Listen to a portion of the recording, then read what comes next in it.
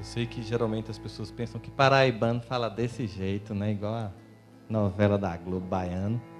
É um prazer enorme estar aqui. É a primeira vez que eu venho ao Paraná e é a primeira casa espírita que eu falo no Paraná é essa. É uma alegria muito grande estar aqui com vocês. Podem ter certeza.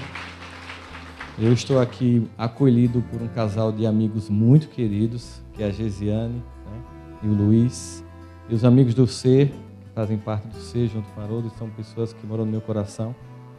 E nessa tarefa de falar desse evangelho vivo do Cristo para nós. Mas antes, eu vou fazer um comercial, que me foi dito, não, é bom fazer um comercial. Eu trouxe 2 livros, e aí eu queria dizer para vocês o seguinte, esses 2 livros não são teorias, mas são experiências, certo? O primeiro é Auto Perdão, porque há 20 anos eu atendo em consultório, e eu percebi que a maior dificuldade dos seres humanos é perdoar a si mesma, né?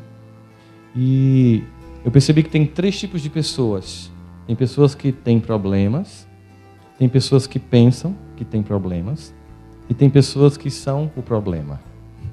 Eu não sei em qual vocês se encaixam, mas não importa qual seja o ponto que você esteja, Jesus acolhe a qualquer um de nós a todo momento, porque como diz Isaías, né, a misericórdia de Deus se renova todos os dias. E o outro livro, que é esse que foi lançado agora, que é O Tempo do Autoencontro, a necessidade e o papel do deserto em nossas vidas, em que eu analiso, do ponto de vista evangélico e doutrinário e psicológico, aqueles momentos em que a gente perde tudo, em que a gente perde a esperança, em que a gente se sente completamente só, em que a gente enfrenta os nossos desertos, o significado deles, desde o povo judeu, enquanto coletividade que vai ao deserto em vários momentos, ao longo da história, da trajetória daquele povo, até as nossas muitas idas e vindas ao deserto. E os convido a todos para o tema que será motivo do seminário que farei na Federação Espírita do Paraná, que vai ser parte de uma coisa que eu costumo muito estudar, porque antes de me tornar espírita, eu fiz um espiritur, né?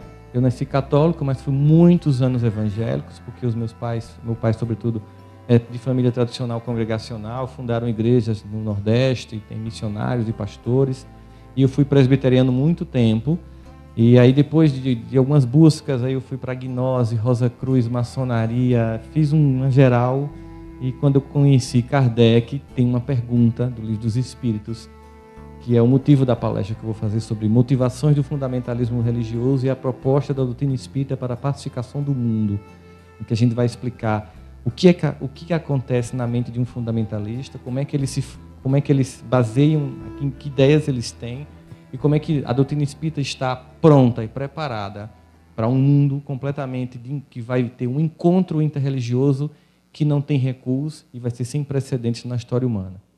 Que é quando Kardec pergunta: é necessário ser espírita para se ter no futuro uma vida melhor? Essa pergunta que eu ouvi de todas as religiões tinha sempre a mesma resposta: somente aqui há a verdade. E quando eu fui ler a resposta, eu imaginei que tivesse alguma coisa do tipo: não, só o espiritismo salva, né? E a resposta foi impactante para mim, que tinha vindo de vários lugares em que dizia que só ali havia a verdade. E Kardec ouviu: se assim fosse, estariam condenados todos aqueles que não tiveram ensejo de conhecer, o que seria um absurdo. Somente o bem garante o homem um futuro melhor. Ora, e o bem é sempre o bem, qualquer que seja o caminho que a ele conduza. Então foi a primeira vez que eu vi que um conjunto de manifestações espirituais superiores estava a declarar que Deus estava em toda parte, em todo lugar. E eu lembrei quando eu estava lendo o Bhagavad Gita, um trecho em que Arjuna e Krishna, grosso modo, mais ou menos um personagem para os hindus, que seria Jesus para a gente, e Arjuna, muito próximo do que seria João, aquele discípulo mais combativo para Jesus. Eles estavam juntos nesse combate, e Arjuna pergunta a Krishna: Senhor Krishna, quando tu cultua uma imagem que não é a tua, tu atendes? E Krishna diz: sim, porque eu sei que é a mim que ele busca. Deus não tem ego. Ele atende a todos que buscam. Seria como se você perguntasse: ô Jesus, se eu pedir a Santo Antônio para casar, tu me ajuda? Ajudo, minha filha. Faça uma escovinha, melhore o astral, fique mais, né? melhora o visual, que aí eu faço a minha parte, você faz a sua e a gente tenta conseguir alguma coisa para você, né? Ou seja, ele está sempre à disposição de nos ajudar. Então, o tema vai ser esse, fundamentalismo religioso, vai ser no sábado, no auditório da Federação Espírita do Paraná, das 2 às 5 da tarde, e a gente vai ter a oportunidade de abrir para o debate lá. Mas o tema de hoje à noite, que é sobre família, eu gosto de falar desse tema porque, como eu faço palestras na área da educação para vários sistemas de educação no Brasil, inclusive o positivo e todos os que existem no Brasil aqui, me chama muita atenção hoje quando as escolas me chamam para dizer assim, por favor, venha falar para os pais, porque os pais não sabem mais educar os filhos e nós temos um grande problema. Quem aqui é professor, por favor? De escola pública? Muito bem. Foi se fizer na outra encarnação? Pode dizer. Geralmente, quando eu encontro professores, eu também dava aula antes de começar a viajar, eu sempre digo assim, que eu não sei o que você fez, mas eu sei que somente alguém muito devotado ao Evangelho é que aceita a missão de ser educador no Brasil. Parabéns. Que Deus ilumine essa missão tão grandiosa. Mas acontece que as famílias, elas se perderam no processo. A gente sabe que as mudanças históricas ocorrem e que essas mudanças podem provocar um certo descompasso. Quando Kardec pergunta o que aconteceria se houvesse uma dissolução dos laços familiares e tem como resposta um recrudescimento do egoísmo, ou seja, um aumento significativo do egoísmo, a gente começa a entender que é uma resposta simples, mas ela implica em muita coisa. Vamos tentar entender a primeira coisa, que essa crise de modelo de educação familiar, essa palestra aqui, ela jamais faria sentido se eu estivesse na China. Ela jamais faria sentido se eu estivesse na Índia, nem em nenhum país muçulmano, nem no Japão. Basicamente, quando a gente vai estudar a crise no modelo de educação e de família, e quando a gente coloca no mapa mundial a produção científica e acadêmica a respeito do tema, nós percebemos que os artigos estão do Alasca, nos Estados Unidos, Canadá, até a Patagônia, Argentina, em toda a Europa, na Austrália, Nova Zelândia, enfim, a gente percebe um dado curioso. A crise no modelo de família e de educação está concentrada no que nós chamamos de sociedades judaicos e cristãs. Não existe crise de modelo familiar nas sociedades muçulmanas, hindus e budistas. Isso, num primeiro momento, parece assim, pô, então a gente está desandando? Né? E não pensem que eu vim aqui pregar o caos, muito pelo contrário, soluções. O que acontece é o seguinte, é que o primeiro grupo social que se permitiu repensar a família foi o mundo ocidental. Foi através das mudanças que ocorreram quando a mulher não se permitiu mais ser submissa e que se quis ser protagonista da família, que os homens se sentiram despreparados para esse protagonismo feminino, porque nós vimos com mais de 10 mil anos de dominação sobre o feminino. E não por acaso todas as sociedades que perseguem a mulher são atrasadas e quase medievais, e todas as sociedades que dão espaço ao feminino são mais avançadas e mais equilibradas. E quando eu me tornei espírita, fiquei muito preocupado porque eu percebi que é mais complicado ainda. Geralmente, o homem desencarna e vai para o umbral e a mulher para o plano espiritual superior. Emmanuel desce, Lívia sobe. A mãe de André Luiz sobe e ele com o pai desce. Eu comecei a perceber que é meio complicado encarnar homem, porque a gente, geralmente, e se for espírita que acha que tem um tratamento VIP, eu descobri que tem uma sala VILB, Very Umbral Personal. Né? Se você acha que tem um tratamento especial por isso, só porque é espírito, não porque vivencia isso, modelo de família no Ocidente. A partir dos anos 60, nós tivemos uma modificação, o que a gente chama de ponto de inflexão na estrutura da família. Havia uma família patriarcal, os casamentos eram duráveis, não porque havia amor, mas porque um anulava o outro, geralmente o homem e a mulher, que não tinha alternativa a não ser a submissão àquela relação. Portanto, é muito comum a gente conversar, por exemplo, no consultório eu converso com senhoras de 60, 70, 80 anos, que quando morre o marido, é muito comum ouvir, eu comecei a viver agora. Você imagina isso? Uma vida inteira tendo que se anular para que a sua majestade ficasse lá, exercendo o seu poder que nem existe. Né? Então, quando aquela coisa desencarna, a criatura passa a viver. Óbvio que as mulheres que nascem da revolução sexual dos anos 60 para cá, elas começam a construir um novo modelo de família, não mais submisso a tudo isso aí. Hoje é um exagero que a gente vai discutir, mas esse modelo começa a ser questionado. Para a gente entender isso mais claramente, vamos imaginar o seguinte. Quando a gente vai estudar antropologia, história, sociologia ou psicologia, sobre mudanças de paradigmas, de modelos, de um modo geral, nós temos o seguinte, que nós temos o modelo clássico da dialética, diz que eu tinha um modelo anterior, que começa a ser questionado, e cria-se um modelo diferente, que questiona o modelo anterior, e que depois também não funciona muito bem, aí eu venho criar uma síntese, que seria um pouco de um e um pouco de outro. Aqui eu tenho a tese, aqui eu tenho a antítese ou antitese, e aqui eu tenho a síntese. Entenderam bem esse modelo? Então, eu tenho uma família patriarcal que começa a ser questionada. Não é bem assim, os filhos têm que ter acesso aos pais. Geralmente, a lei tinha uma coisa muito funcional nessa família. A lei ela funcionava somente com uma frase. Quando seu pai chegar. Só bastava se dizer isso. Mesmo que quem mandasse fosse a mãe, ela usava essa ideia de que quando o pai chegasse, a lei ia acontecer. Mesmo na ausência do pai, a lei era cumprida.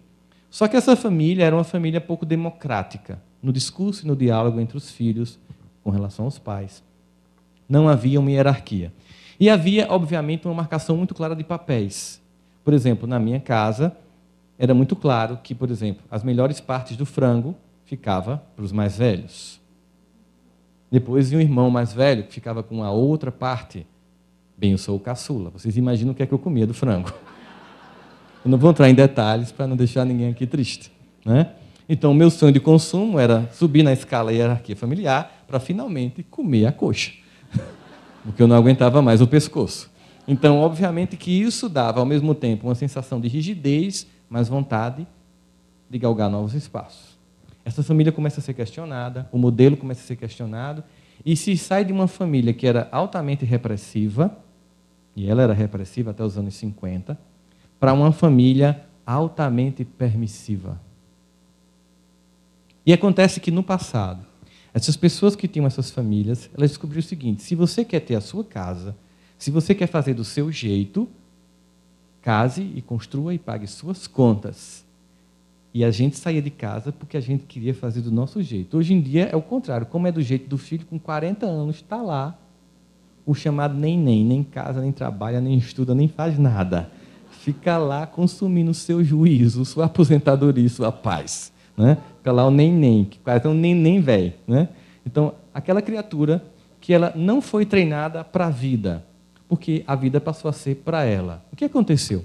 As pessoas que no passado entenderam que tinham que estudar, que tinham que ralar, que tinham que conquistar o espaço, e que chegaram lá, e que muitas vezes vieram das zonas rurais dos seus estados, conseguiram, com muito sacrifício, conseguir um padrão de vida melhor, e que depois de muito cansaço conseguiram estabelecer a vida financeira e dizem assim, tem a infeliz ideia, e o termo que eu vou usar é esse, a infeliz ideia de dizer, meus filhos não vão passar por isso. E esqueceram que foi justamente porque você passou por isso que você tornou quem você se tornou. Não que seu filho tenha que passar a fome que você passou, por exemplo, mas as dificuldades forjam a criatura, porque a cada existência, o espírito, ele é instigado a repetir tendências que ele traz de outras vidas. Olha, Kardec pergunta, por que a gente tem que passar pela infância? Parece uma pergunta tola, né? Mas não é, observe. Porque Kardec, com uma titulação enorme, pensou assim, por que eu já não nasço com doutorado de novo na França, assim, na próxima encarnação? Por que eu tenho que cobrir letrinha, aprender beabá? Je veux parler français avec ma mère. Por que eu tenho que aprender a falar tudo de novo? Porque toda vez que a gente nasce, nós temos um período em que nós temos uma certa plasticidade neurológica e moral, que os espíritos vão dizer a Kardec, para que você inculque novos valores. Você inculca novos valores.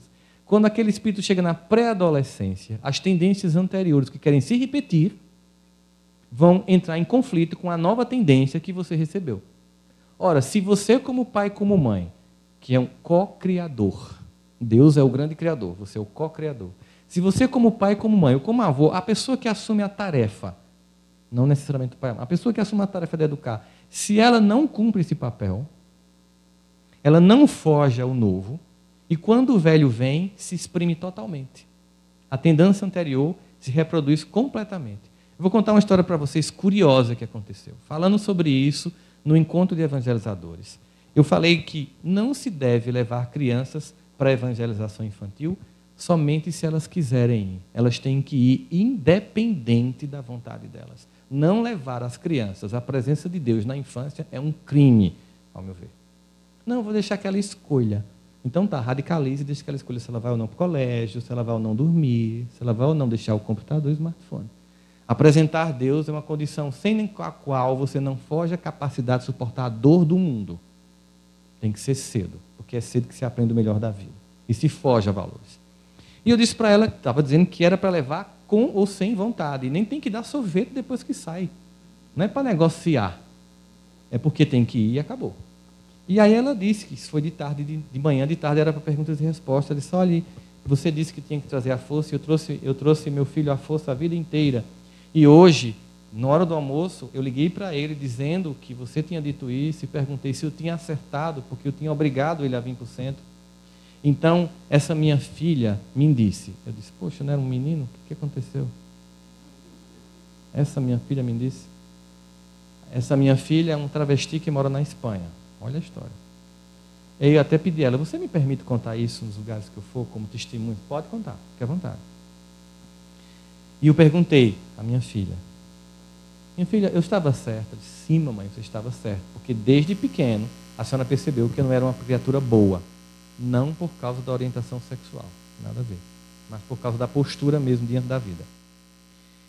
E hoje eu só não sou pior por causa da evangelização infantil.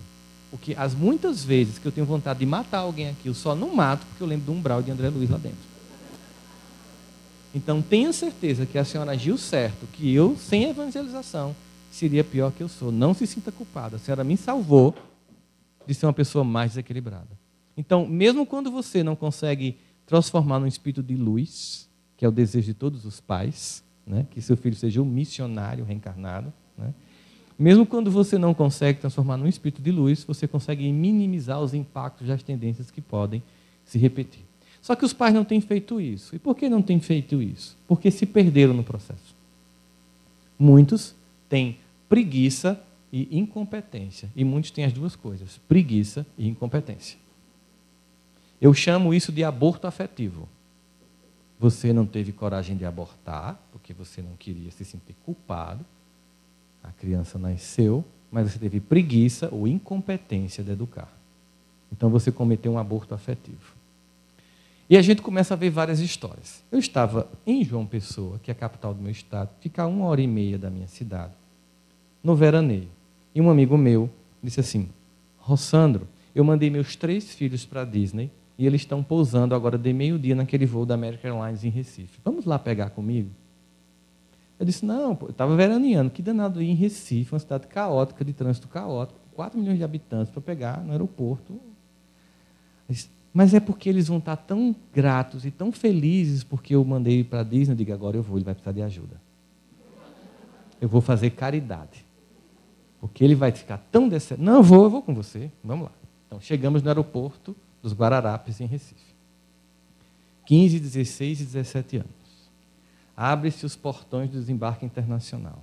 Vem aqueles 3 adolescentes com cara de tédio, segurando as malas, um com Mickey no pescoço. Sabe assim, como se tivesse feito a coisa mais chata do mundo. E o pai, e aí, meu filho, como é que foi lá? Gostaram, tal, e aí? Bem empolgado. Normal, pai. Aí eu olhei para ele meio frustrado assim, mas como? Opa, o senhor não já foi? O parque, Harry Potter, os outlets, não sei o quê. Trouxeram o quê para mim? Aí olharam um para o outro. E aí era para trazer alguma coisa para o senhor? Aí a situação foi piorando. Mas hoje é meu aniversário. Eita, seu aniversário, pai. Nenhum lembrava. Nenhum trouxe nada. E sabe quando você fica com vergonha da vergonha que o outro está passando na sua frente? Eu fiquei assim. Caridade é isso, é você suportar a dor junto com o outro.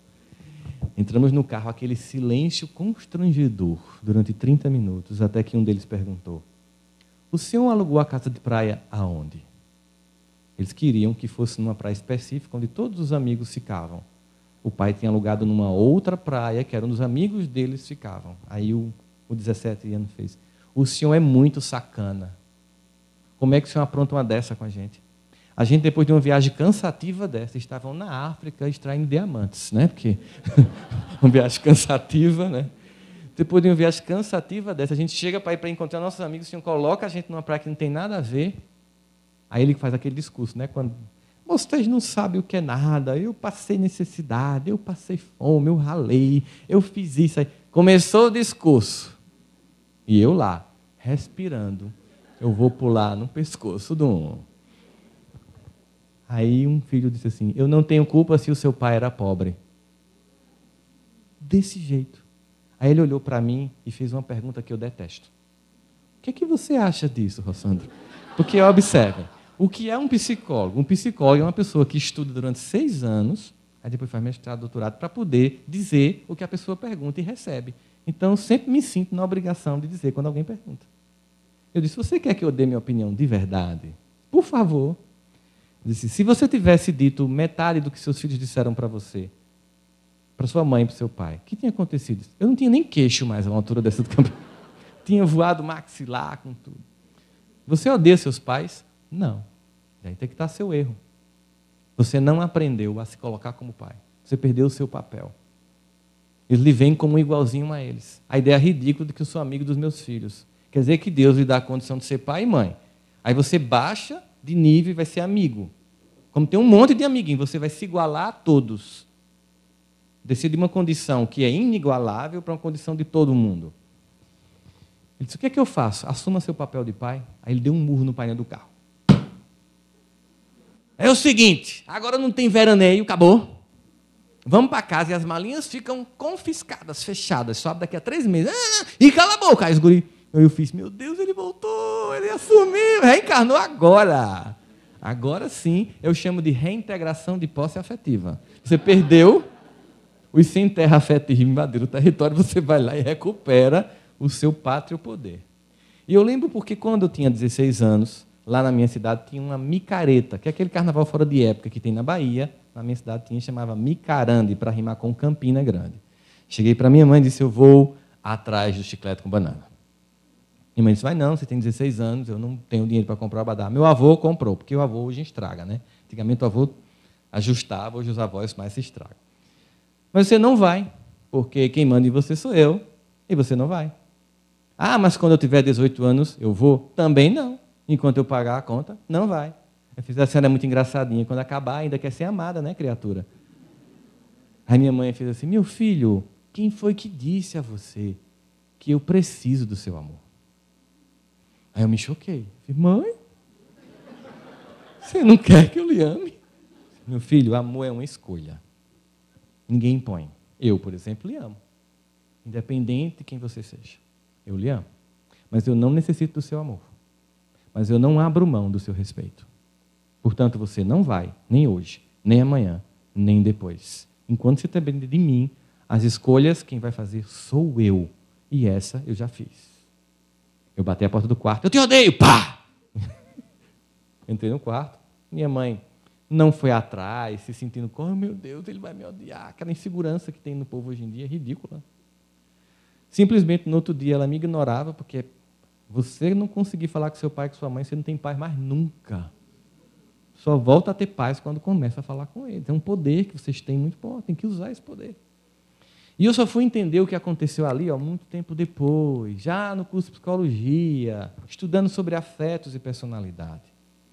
O amor é um sentimento muito sofisticado. É o mais sofisticado sentimento das emoções humanas. Ele não pode ser sentido na infância e na adolescência. Desculpem dizer, mas os filhos pequenos de vocês não os amam. Eles irão amar, se vocês construírem as pontes para esse sentimento. Crianças gostam da gente e têm interesses. Por isso, quando elas querem alguma coisa, ela faz: manhã. Aí você faz: o que é que você quer? Você já sabe que ali vem um pedido, né? Crianças e adolescentes ainda não amam, por falta de instrumento psicológico para tal, mas vão amar.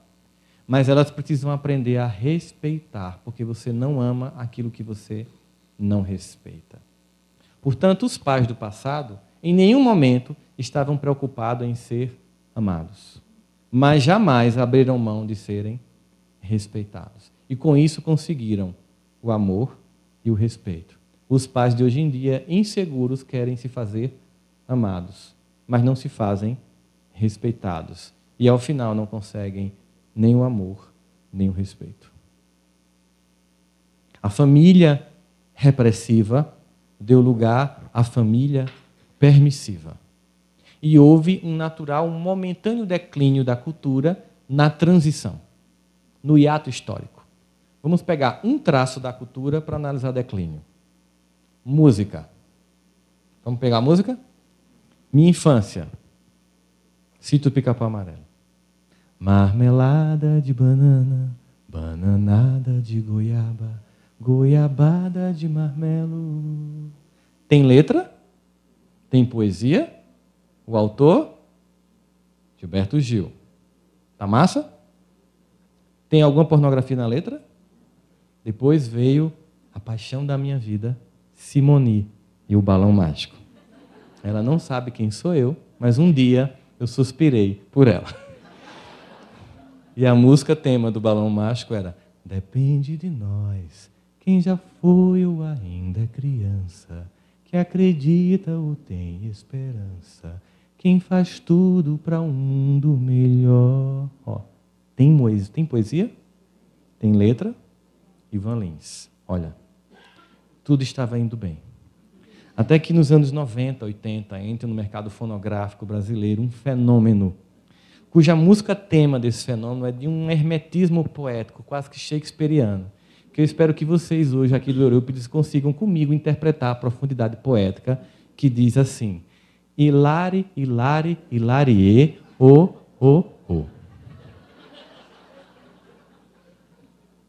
Daí surge uma geração de composições que não dizem nada. Aê, aê, aê, aê,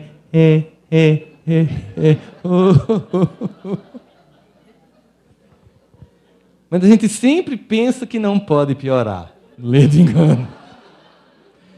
Enquanto não dizia nada, estava tão bom, porque quando começaram a falar, começou a descer na boquinha da garrafa e de lá para cá nunca mais parou, porque toda vez eles conseguem ser mais pornográficos, mais trash, mais ridículo e mais dantesco.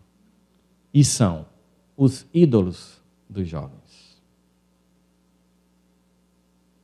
Portanto, é natural que em processos de transições, e nós espíritas sabemos o nível dessa transição, o ponto dessa transição e o alcance dessa transição, em momentos de transição, eu tenho um modelo que não funcionava mais e que começou a ser questionado, ou um modelo novo que não está totalmente pronto para responder às demandas do presente, então eu tenho um hiato histórico. Tem uma definição de um pensador chamado Gramsci sobre isso, sobre crise. Não se preocupe, eu não vou falar sobre crise financeira brasileira para não deprimir vocês. Até porque quem aqui é da época do Balão Mágico sabe que a gente já passou por coisas piores e sobreviveu, e que faz 500 anos que tentam destruir o país e ele não foi destruído, não vai ser agora que ele vai ser. Né? Oremos. Né? Oremos. Então, o que acontece? Ele vai dizer o seguinte: nós temos uma crise quando o modelo insepulto já não dirige mais, o modelo antigo insepulto já não dirige mais os vivos, e o modelo novo não se explicitou, portanto, não está qualificado para orientar o presente. Traduzindo. Era só para fazer de conta que eu sou chique. Traduzindo, eu tenho um modelo antigo que não dá mais conta e o modelo novo não está pronto. Crise. Exemplos legais? O modelo político brasileiro está funcionando? Nós temos uma alternativa em outubro? Crise. O modelo familiar existe hoje em dia, está funcionando o antigo? A minha educação foi a educação Wi-Fi. Vocês sabem o que é uma rede Wi-Fi de computador, né? Você chega em casa, pede a senha. Qual é a senha do teu Wi-Fi? Porque você visita alguém para conversar com quem está no WhatsApp, não na casa da pessoa. Então, qual é a senha do teu Wi-Fi? Minha educação foi Wi-Fi. Minha mãe olhava para mim a 100 metros e eu entendia o que ela queria dizer. Era transmissão via Wi-Fi, download direto. Né? Essa educação funciona hoje? A educação é daquela que o menino olha para o pai e faz: tá bom, eu compro tênis. Temos uma crise. Crise no modelo de religiosidade. Nós temos uma crise. crise no modelo de família, crise nas epistemes do saber científico. Hoje em dia, você vai para as academias muito mais para desenvolver perguntas do que para ter respostas. A gente hoje vive, por exemplo, um drama que é o Zika vírus. A médica que identificou que o Zika era provocador da microcefalia é da minha cidade, é uma amiga pessoal e é espírita, Adriana Mello. Ontem, em Campina Grande, ela estava dando entrevista ao Washington Post, ao Herald Tribune, ao Wall Street Journal. Hoje ela está no Senado e semana que vem ela está na sede da Organização Mundial de Saúde em Bruxelas. E a angústia é, o que é isso? O que está acontecendo?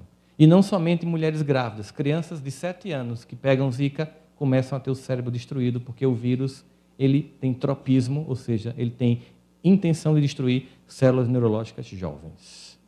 O terceiro de transformação é um momento de hiato histórico, de crise temporária para o novo que vai vir. Porque identificar o caos não é apenas para achar que estamos no caos.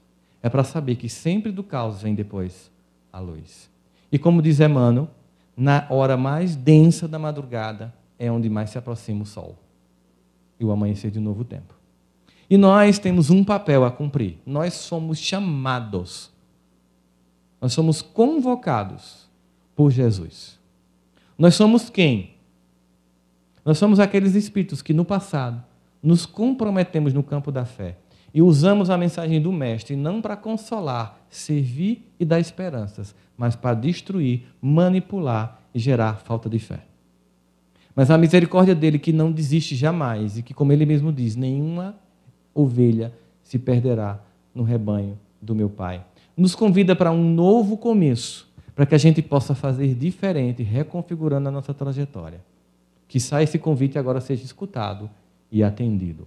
Para que a gente seja daqueles que ajudam o Mestre na transformação do mundo e não daqueles que ficam alarmados com os extensores de um mundo velho para a vinda de um mundo novo. E entender que o começo do processo começa para a regeneração do lugar e do único território sobre o qual temos um domínio para regenerar. Nosso coração. O planeta não se regenera. Os habitantes do planeta é que se regeneram. Como diz Paulo Freire, a educação não muda os homens. O mundo, aliás. A educação muda os homens e os homens mudam o mundo. A educação começa em casa. A coisa mais comum é você ouvir a reclamação dos professores quando eu vou para congresso de educadores. Ah, porque os pais hoje em dia, quando a gente vai corrigir o filho, vêm humilhar a gente, vêm criticar a gente. Acontece isso comumente nas escolas. E eu sempre digo aos professores, o que pode consolar um professor quando ele tenta cumprir uma tarefa que não é dele, por omissão dos pais, e na hora que ele tenta fazer o que os pais não fizeram, ao invés de receber um muito obrigado por sua colaboração, houve crítica, humilhação e grito. O que pode consolar um professor numa hora dessa? Eles perguntam, o quê? Eu digo, fecha os olhos. Aí eles fecham. Pensem assim, ainda bem que este filho é dele, não meu.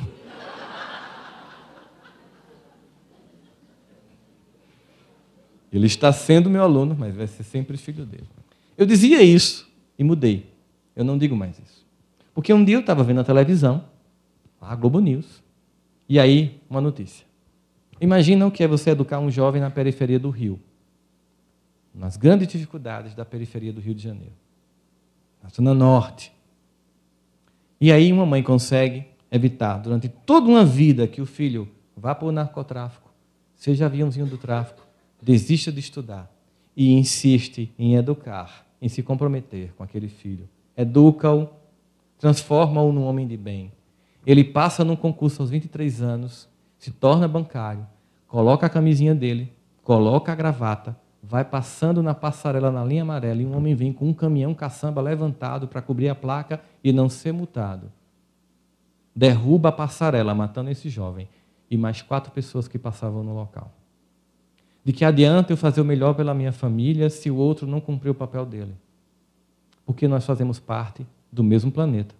Nós somos filhos do mesmo Deus e fazemos parte da família universal. Não somente sobre os meus vem o meu cuidado, mas sobre os outros. A chamada ética do cotidiano, a etiqueta, que não é apenas saber como se portar na mesa, nem como usar o garfo, mas é como viver uma vida para não incomodar os outros. respeitando o espaço de convivência do coletivo para a construção da dignidade civilizatória que nós, brasileiros, almejamos, mas que não conquistamos por descompromisso cotidiano de cada um de nós, que sempre imaginamos que a corrupção se encontra apenas em Brasília. E que no cotidiano percebemos pais e mães que não dão aos filhos, através de suas atitudes, a educação necessária para formar pessoas melhores. Porque se existe uma falácia em educação, é aquela ideia falsa de que o exemplo é a melhor forma de educar. As pessoas dizem isso em tudo que é palestra. Olha, o exemplo é a melhor forma de educar. Isso é uma mentira deslavada. O exemplo nunca foi a melhor forma de educar. É a única. Ficaram assustados agora, não foi? Eu senti. Eu dou essa pausa só para sentir o clima, o que esse cara vai dizer. Não é a melhor. Não tem tipo um plano B. Não tem um plano B. O exemplo é a única forma de educar. A gente vê isso em situações das mais diversas. Como eu viajo muito e eu sofri 2 acidentes cansado, eu contratei uma pessoa para dirigir, para ir para aeroportos mais distantes. Tal. E ele era evangélico. Só que ele também me levava para as palestras espíritas. E ele assistia. E hoje ele se tornou espírita.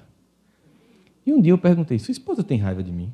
Disse, por que não? Porque você hoje é espírita e tal. Sei não, vou perguntar para ela. Chegou em casa. Ô mulher, o que foi? Você não perguntou se tu tem raiva dele. Por quê? Não, porque eu era evangélico, hoje eu sou espírita. Aí ela bateu no ombro dele. Diga a ele que ele fique tranquilo, que você está muito melhor.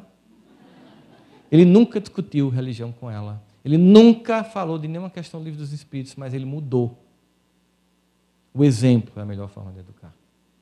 Eu lembro de Luiz Cláudio Costa. Vocês conhecem Luiz Cláudio Costa? Palestrante, médium, amigo do Chico. Ele hoje é o secretário do Ministério da Educação e é quem coordena o Enem. Toda vez que você vê um homem barbudo falando do Enem, é Luiz Cláudio Costa.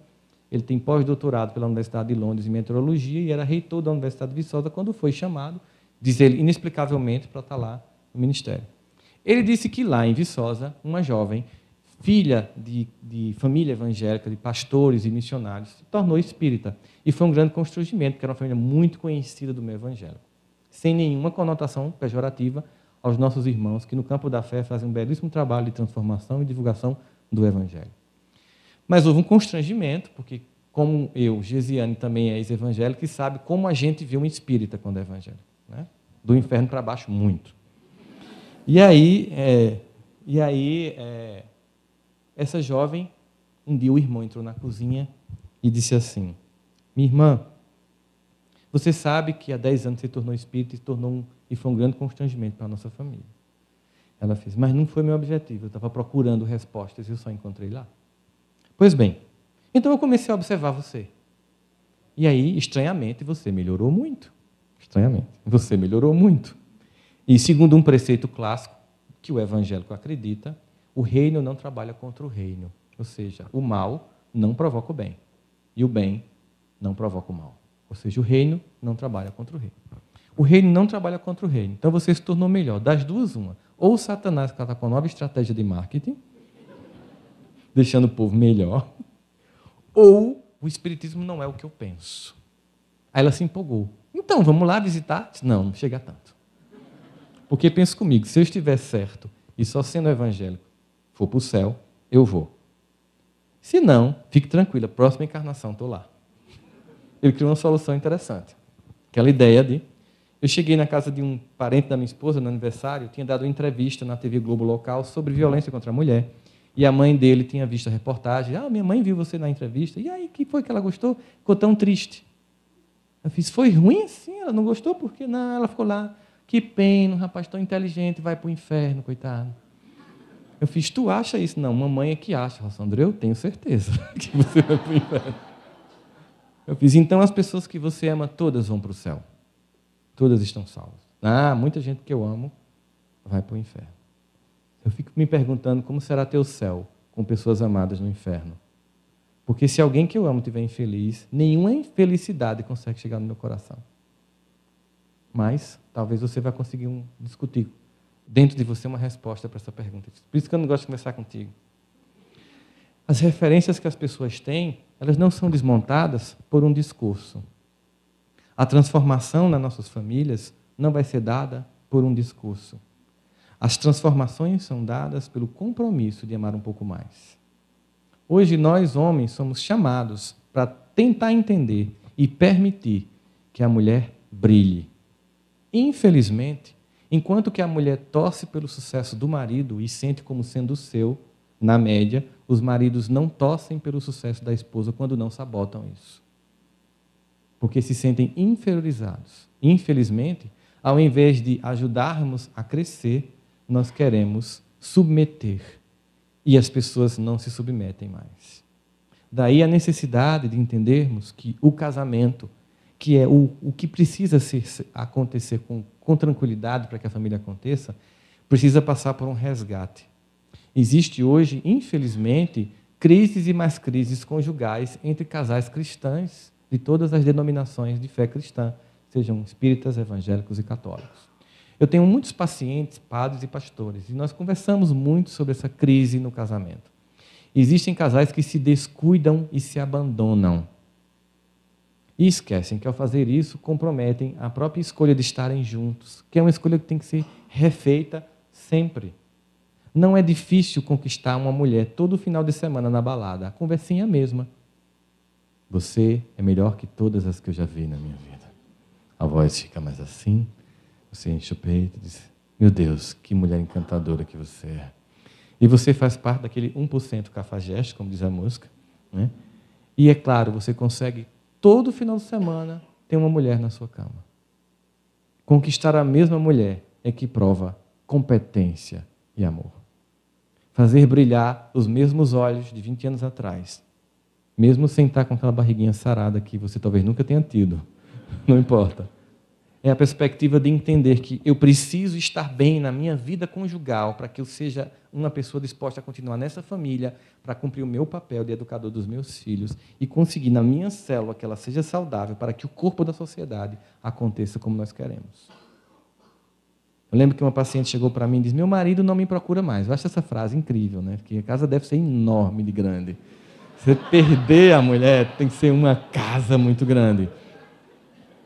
Uma mulher, né, jovem, de 40 anos.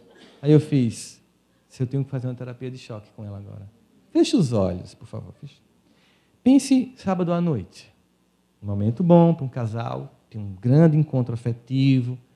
E a senhora está lá, tomando banho no box.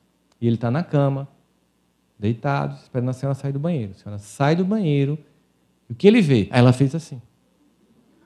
Até bigode ela tinha.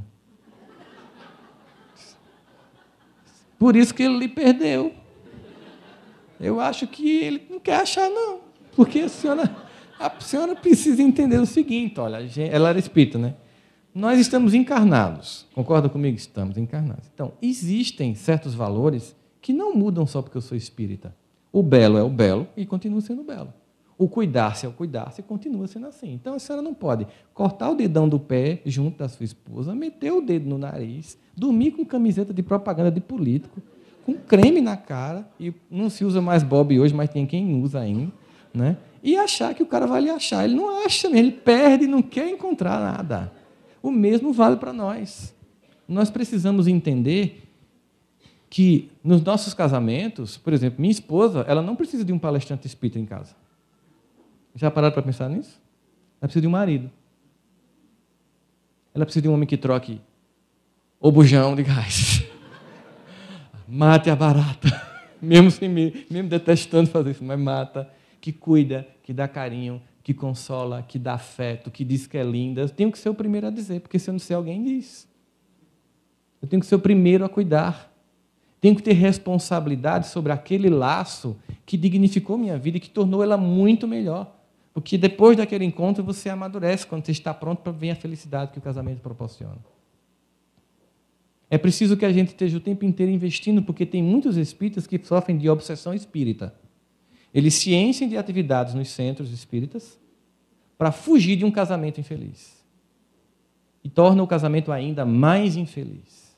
É preciso que você abra mão de uma reunião para estar junto com o outro e dialogar, e conversar, e se encontrar. Porque nós vivemos hoje uma verdadeira desfaçatez afetiva. Eu estava em casa e um amigo construiu a casa dele no Alphaville e aí postou no Instagram a seguinte pérola. Hoje, estou numa noite romântica com minha esposa, na varanda vendo a lua, tomando um vinho chileno, numa noite romântica. Aí todo mundo, né, comentando, achando lindo. Ai, que lindo, que casal adorável. Mas mandava nos grupos de WhatsApp, tu viu que ridículo? Se amostrando, se esnobando, tal, tal. Aí eu, por caridade, mandei uma mensagem para o WhatsApp para eles. Tenho muita intimidade, fiz, oi, infeliz, criatura, todo mundo está ridicularizando tua postagem.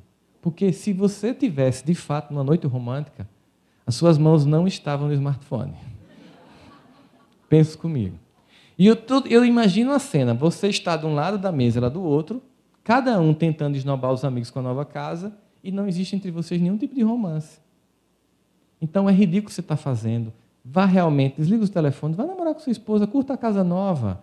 Isso se chama afeto, e não mostrar para os outros felicidade. As pessoas fazem assim, eita, os casais nos restaurantes, sentados, um da frente para o outro, no WhatsApp. Aí faz, ó que foto massa aí. Olha esse vídeo. Vamos fazer um selfie. Aí bota, né? Aqui comendo japonês com minha linda esposa. Que linda esposa, não estava nem olhando para ela, criatura. Sociedade de zumbi. É zumbi. Observe que os filmes e as minisséries, elas tratam de certos aspectos do psiquismo coletivo, diagnosticado, no que a gente chama de arquétipo do coletivo inconsciente. Então, nós temos um crescimento de filmes e séries sobre zumbis e filmes e séries sobre vampiros. O que são vampiros? Pessoas sem vida. E zumbis? Também.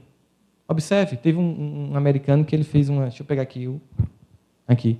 Ele fez uma fotografia de pessoas no metrô em Nova York. Todo mundo assim, né? Aí ele tirou os telefones. E ficou todo mundo assim. Zumbis. No livro, no Evangelho segundo o Espiritismo, os Espíritos diziam o seguinte: cada época guarda a tarefa de um defeito que tem que conquistar, que tem que perder, e de uma virtude que tem que conquistar. Né? Aliás, deixa eu dizer aqui. Uma virtude conquistada e um defeito que tem que abrir mão. A vossa virtude, um aparente desenvolvimento intelectual. Aparente. A vossa deficiência, uma profunda indiferença moral. Indiferença moral. Indiferença, ela começa em casa. Quando eu sou indiferente às suas conquistas, aos seus projetos, aquilo que você quer. Tem hora que, num casamento, eu tenho que parar meus projetos para que você consiga os seus. Aí depois, você para os seus para que eu conquiste os meus. Isso é parceria. Não pode ser um projeto do eu sozinho, eu-keep. É uma equipe. Eu estou junto com você. Depois que nós conquistarmos os nossos projetos, nós vamos ir em função do projeto dos filhos. Para que esse projeto, família, numa constelação afetiva funcional, consiga gerar pessoas equilibradas, pessoas de bem, para vir para o mundo cumprir essa grande tarefa, que é participar da transformação dos tempos, que são muito graves hoje em dia. As pessoas têm perdido a competência de educar. As pessoas têm perdido a tarefa de educar. As pessoas têm delegado ou relegado, as pessoas estão terceirizando a educação dos filhos. E com a escola de tempo integral, para muita gente, tem sido parecer uma bênção. Né? Agora é que eu vou deixar mesmo por conta da escola. Terceirização de educação de filho não existe. Não é um profissional que você terceiriza os serviços. É uma tarefa que é sua. É uma tarefa difícil? É. Porque a educação é repetir. É sempre interessante, quando eu vou fazer palestra em empresas, por exemplo, que alguém chega para mim e diz: eu não aguento esse negócio de liderança, você tem que dizer sempre a mesma coisa. Eu disse: no dia que você não tiver que dizer, é porque o outro tomou o seu lugar. Porque toda pessoa que ocupa o lugar de liderança, ela tem um papel momentâneo de protagonismo e ela tem que repetir. E por que tem que repetir? Porque as ideias, para serem fixadas, têm que ser repetidas. Emmanuel até diz assim: é preciso, no projeto de evangelização da alma, plantar, esperar e repetir. Eu planto, espero se vai funcionar ou não, e repito. Aí, quando eu comecei a viajar muito, eu comecei a observar os avisos quando o avião vai taxiando. Vocês já viram, né? Você entra no avião, a aeromoça faz: senhores passageiros, mesmo que você seja um usuário frequente dos nossos voos, preste atenção aos procedimentos de segurança. Em caso de uma inesperada despressurização da cabine, máscaras cairão. Ela faz assim: puxe o elástico para liberar o ar e coloque sobre a boca e o nariz. E só depois ajude crianças e pessoas necessitadas. O assento é flutuante. Não adianta nada se o avião está caindo, mas o assento é flutuante, né? Luzes indicativas de emergência, não adianta nada. Nos corredores nós temos 4 saídas. Uma à frente, 2 nas asas e uma atrás. Aí, como eu sou psicólogo, eu fico observando o comportamento da galera. Tem vários grupos. O grupo do pânico, já tomou Rivotril e está com medo que o avião caia. O grupo é a primeira viagem, está fazendo selfie de tudo, da escada, da turbina, do avião. Tem o grupo da indiferença, está lendo a revista de bordo, ainda acessando o smartphone, depois de que pediu que fosse desligado, porque as portas foram travadas e fechadas. E tem um grupo que acha que aquilo vai acontecer, e está olhando assim, com muita atenção. O que acontece? Na média, depois de um tempo, você não observa mais, porque eu já vi esse aviso. Por que aquele aviso é repetido? O aviso é repetido com um objetivo, que se cria uma fixação tão intensa na sua memória que, mesmo sobre um evento de pânico, você reproduz o comportamento. Como as pessoas não prestam atenção, quando acontece essa danada despressurização das cabines, ela acontece a uma altitude de mais de 10 mil metros, numa temperatura externa da cabine de menos 50 graus, coisa que vocês estão acostumados aqui em Curitiba, de passagem, né? E tudo que não tem é ar. E os pais, em desesperos, cumprindo o instinto primitivo, salvam os filhos, mas os filhos não conseguem colocar a máscara nos pais. Eles salvam os filhos, mas os filhos ficam órfãos. Por isso que ser pai e mãe é repetir. Eu me lembro que eu dizia à minha mãe: tu não cansa não, mãe, de repetir. Ela disse: você acha que eu tenho prazer? De todo dia, tira esta toalha molhada da cama. Eu digo até um dia entrar na sua cabeça. Quando entrar, eu não vou dizer mais. E assim eu vou ter cumprido o meu papel com a toalha, cada vez uma coisa diferente. Aí você quer que você faça? Toma o tablet. Tem criança que é tão assim que ela chega em tudo, aí faz assim, para ver se é touchscreen. Porque ela já se acostumou que tudo é touchscreen. Chegou um pai para mim, eu só atendo adultos no consultório, ele marcou para o filho e foi com eles. Olha, não é para mim, é para o meu filho. Mas me ajude. Eu queria que você atendesse. Mas como assim eu só atendo adultos? Mas olha, esse menino não quer mais estudar. O que houve? Eu coloquei uma GVT de 25 MB lá em casa. E desde esse dia a desgraça na minha família aconteceu. Ele passa a noite baixando minissérie, passa o dia assistindo, não quer mais estudar. Seu filho não está precisando de terapia, não. Ele fez: eu sabia, é bem mais grave, é psiquiatra, né? Eu disse: não, está precisando de pai. Como assim de pai? Quem paga a internet é eu. Leva o modem para o trabalho. Porque se ele não tem maturidade e aos 14 anos escolher entre estudar física ou trigonometria, vocês lembram de cosseno, cotangente, para que serve? Mas eu tive que estudar, né? E ficar baixando a minissérie que ele predileta dele, sei lá, achando Game of Thrones, alguma coisa que valha, ou aquele de Walking Dead, que é a mais vista do mundo, né, os zumbis. Então, se ele não sabe o que é melhor, você tem que escolher por ele. Se ele não sabe, você desliga o modem. Ele olhou para mim, o menino fez: eu digo, não adianta, eu já fiz isso para minha mãe, não funciona. Vai dar certo no final, vá por mim. Eu estou aqui, eu sou a prova viva disso. Porque se tem uma pessoa que detestava estudar, aliás, ainda hoje não gosta, sou eu. Eu dava um trabalho desgraçado à minha mãe. Desgraçado. Aí um dia, minha mãe chegou para mim, tinha 14 anos, ela fez: meu filho, eu percebi que você não gosta de estudar. Eu fui tomado de uma alegria, porque eu pensei: pronto, ela me ama, percebeu a minha dor e vai me libertar. Óbvio, é a mãe, é amor que tem aí dentro. Aí eu fiz: mãe, já viu, né, que eu não gosto? Percebi, eu sou sua mãe, meu filho, conheço. Eu percebi que você não gosta. Pois então, mãe, e aí? Eu posso deixar o colégio? Não, não pode deixar o colégio. Por quê? Porque você quer que eu seja como meu irmão? Não, seu irmão gosta de estudar, meu irmão fala 6 línguas hoje. Seu irmão gosta de estudar, mas você não gosta, não quer que você seja como ele, não. Mas meu filho só tem 3 formas de ganhar dinheiro na vida sem estudar. Aí eu fiquei animado, tem a opção A, B e C. Numa delas, eu vou me encaixar. Então lá, mãe, qual é? A primeira é quando você reencarna assim, muito esteticamente privilegiado e pode ganhar dinheiro com a cara. E embora eu seja sua mãe, eu tenho que lhe dizer que não vai dar para tanto. Dá para passar, legal, mas é legal. Não é uma coisa tão estragada não, mas não vai dar para ser um Janequine da vida. Que na época nem era Janequine, era outra tatu que ela falou. Segunda opção é jogar bola. E eu já lhe vi jogando, é uma tragédia. A terceira opção é virar marginal. Me deu uma alegria naquele momento, porque eu pensei, tem uma coisa que eu posso ser. Né? Eu posso ser ruim. É uma questão de esforço.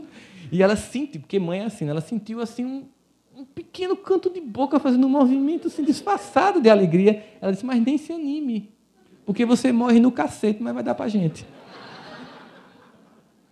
Eu disse, e aí, como é que a gente fica? Eu não gosto de estudar. Se eu estou lhe pedindo para gostar? Não. Você acha que um adulto acorda segunda-feira, vou trabalhar, que massa? Não, meu filho, não. A gente vai porque precisa. Então, entenda, você tem que estudar porque precisa. E ela disse, um dia, eu já lhe vi, ela tinha minha idade, eu já lhe vi, um dia você vai falar de Deus, adulto, você vai falar em todos os lugares de Deus. Eu era evangélico na época, né? Mas eu não quero ser pastor. Não sei se vai ser como pastor, mas eu vejo. 14 anos, só mãe para acreditar numa criatura com 14 anos, idiota. Sim mesmo. E aí ele disse assim, e aí, estude porque é necessário e não porque é bom. É porque tem que ser feito. Ela contou a meu avô. Meu avô era caminhoneiro e fazia poesia repentista no Nordeste, esse poeta de repente. Aí ele me chamou. Minha filha me contou que você não gosta de estudar, não é isso? Eu queria lhe contar uma história. Ele contava aquelas histórias bem difíceis, diferentes da vida dele. Eu nasci em 1914, no sertão da Paraíba. Você não tem ideia do que era miséria. Quando eu vi aquela terra seca, eu pensei, eu não quero isso para minha família. Eu fugi de casa aos 16 anos. Quando eu voltei, meus pais já tinham morrido. Eu voltei 30 anos depois. Eu fugi de casa e saí da terra batida e seca para vir para essa cidade que tem universidade, para dar aos seus pais, à sua mãe e aos meus outros filhos aquilo que eu não tive, para que eles dessem para você aquilo que eu também não tive. Portanto, não desonre o meu esforço. Fiquei assim calado, né? Porque ele era assim, bem... Publiquei um artigo sobre ele que era assim, meu avô, né? Que uma vez ele chegou com um monte de jabuticaba para o vizinho, trouxe uns 2 baldes, deu um balde e meio para o vizinho, levou um meio lá para casa. O senhor vai dar tudo para o vizinho? Nem foi lá. Você não come tudo isso. E entenda, quem não vive para servir, não serve para viver. Era assim, meu avô. Aí eu, tá bom, vô, mas eu fiz uma poesia para você. Quando você estiver cansado, leia essa poesia. Toda vez que você estiver desistindo, leia essa poesia. Tá bom, me dê. É assim.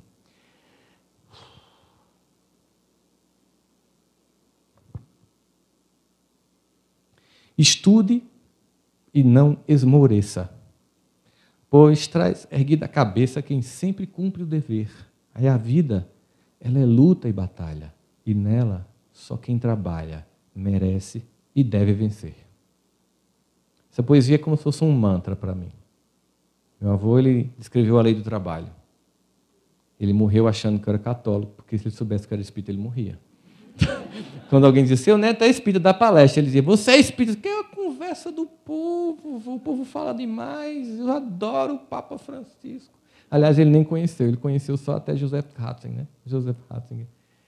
E o que importa é que essas pessoas, nenhuma das duas estão mais aqui, nem meu pai, nem minha mãe, nem meus avós, nenhum deles estão mais aqui, mas o tempo que eles estiveram aqui, apesar do trabalho que eu dei, eles cumpriram o papel de, contra a minha vontade, fazer o que era que tinha que ser feito, independente do que eu achasse bom ou ruim.